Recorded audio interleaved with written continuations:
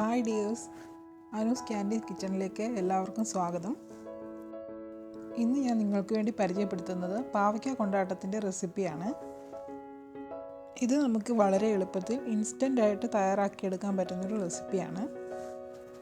നമുക്ക് വെയിലത്തൊന്നും വെച്ച് ഉണക്കാതെ തന്നെ ഈ പാവയ്ക്ക കൊണ്ടാട്ടം 1 മണിക്കൂർ കൊണ്ട് തയ്യാറാക്കി എടുക്കാൻ പറ്റും. ഇതെങ്ങനെയാണ് ഉണ്ടാക്കുന്നതെന്ന് നോക്കാം. അതിനായി ഞാനിവിടെ എടുത്തിരിക്കുന്നത് 2 പാവയ്ക്കയാണ്. ഈ പാവയ്ക്കയുടെ ഉള്ളിലെ കുരുവെല്ലാം ഒരു സ്പൂണിൻ്റെ പിൻവശം കൊണ്ട് എടുത്ത് കളഞ്ഞിട്ടുണ്ട്. ഇനി നമുക്ക് ഈ പാവയ്ക്കയെല്ലാം കനം കുറച്ച് റൗണ്ട് ഷേപ്പിൽ കട്ട് ചെയ്തെടുക്കണം. ഇതുപോലെ കനം കുറച്ച് വേണം കട്ട് ചെയ്തെടുക്കാൻ, ഇല്ലെങ്കിൽ വറുത്തെടുക്കുമ്പോൾ ക്രിസ്പിയായി കിട്ടത്തില്ല. ഇനി ഈ പാവയ്ക്ക നമുക്ക് ഉപ്പും മഞ്ഞൾപ്പൊടിയും ചേർത്ത് മിക്സ് ചെയ്ത് വെക്കണം. ഏകദേശം 1 ടീസ്പൂണോളം ഉപ്പും 1/2 ടീസ്പൂണോളം മഞ്ഞൾപ്പൊടിയും ചേർത്ത് നന്നായിട്ട് മിക്സ് ചെയ്യണം. നമ്മുടെ ഈ പാവയ്ക്ക നന്നായിട്ട് സോഫ്റ്റ് ആവാനും ഉപ്പ് പിടിക്കാനും വേണ്ടിയിട്ടാണ് ഇങ്ങനെ നന്നായിട്ട് ഇളക്കി കൊടുത്ത് 1/2 മണിക്കൂർ നേരം അടച്ചു വയ്ക്കുന്നത്. ഇനി നമുക്ക് പാവയ്ക്ക ഫ്രൈ ചെയ്തെടുക്കാനുള്ളൊരു കൂട്ട് തയ്യാറാക്കാം. അതിനായിട്ട് 2 ടേബിൾ സ്പൂൺ അരിപ്പൊടി, 1 table spoon cornflour, 1 table spoon Kashmiri മുളക് പൊടി, 1/2 ടീസ്പൂൺ നല്ല ജീരകത്തിൻ്റെ പൊടിയും, കുറച്ച് ഉപ്പും. ഉപ്പ് നമ്മൾ പാവയ്ക്കയിൽ ചേർത്ത് വെച്ചിട്ടുണ്ടായിരുന്നതുകൊണ്ട് ഇതിൽ കുറച്ച് ഉപ്പ് ചേർത്താൽ മതി. 1/2 ടീസ്പൂൺ കായപ്പൊടി. ഇനി ഇത് നന്നായിട്ടൊന്ന് മിക്സ് ചെയ്യണം. ഈ അരിപ്പൊടിയും മുളക് പൊടിയും കോൺഫ്ലവറും ഒക്കെ നന്നായിട്ടൊന്ന് മിക്സ് ചെയ്തെടുക്കണം. ഇനി ഉപ്പും മഞ്ഞൾപ്പൊടിയും ചേർത്ത് വെച്ചിരിക്കുന്ന പാവയ്ക്ക ഇതിലേക്ക് ചേർത്ത് കൊടുക്കാം. ഇതിപ്പോൾ 1/2 മണിക്കൂറായിട്ടുണ്ട്.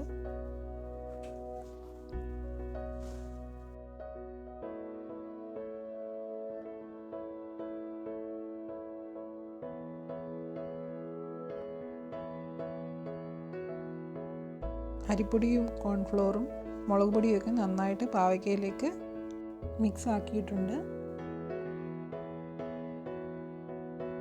ഇനി ഇത് നമുക്കൊന്ന് ഫ്രൈ ചെയ്തെടുക്കാം.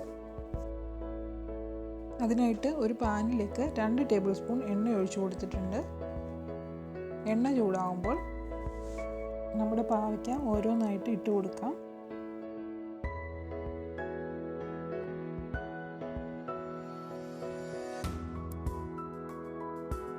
ഈ പാവയ്ക്ക ഇങ്ങനെ സ്പ്രെഡ് ചെയ്ത് വേണം നിങ്ങൾ ഇട്ട് കൊടുക്കാനായിട്ട്.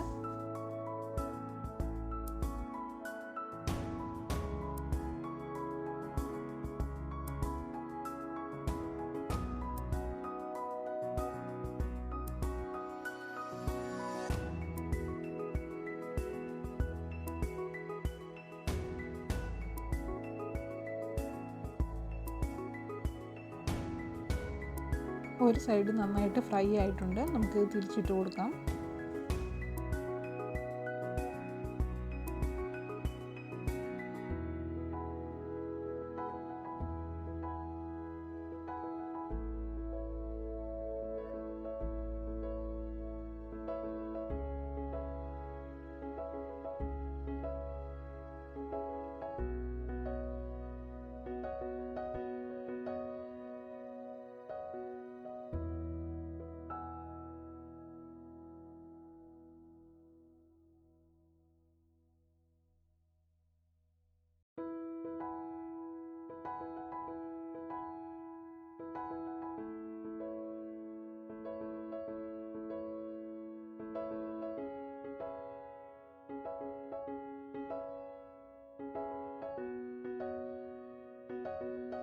രണ്ട് സൈഡും നന്നായിട്ട് ക്രിസ്പിയായി വരുന്നുണ്ട്.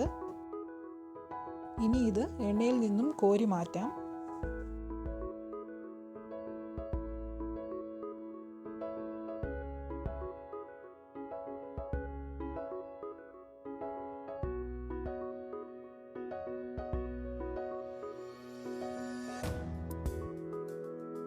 ഇനി ഇതുപോലെ ബാക്കിയുള്ള പാവയ്ക്കയും നമുക്ക് വറുത്തെടുക്കാം.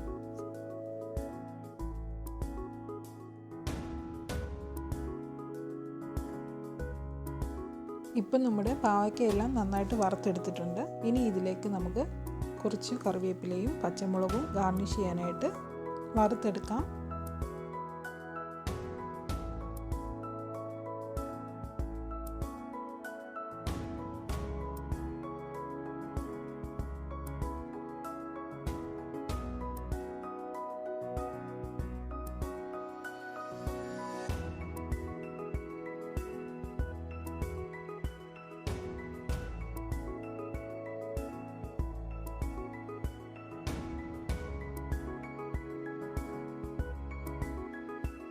ഹെൽത്തിയും ടേസ്റ്റിയുമായിട്ടുള്ള പാവയ്ക്ക കൊണ്ടാട്ടം ഇവിടെ റെഡി ആയിട്ടുണ്ട്.